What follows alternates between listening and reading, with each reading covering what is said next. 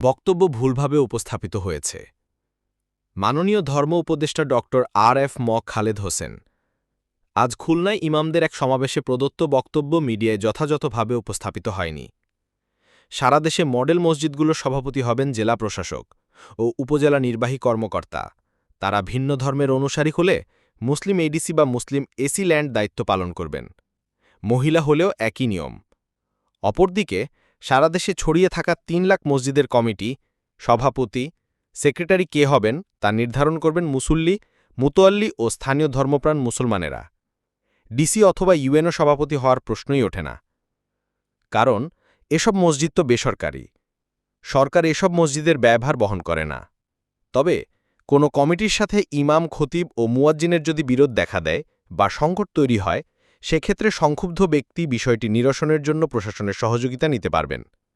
এটাই হলো মূল প্রতিপাদ্য।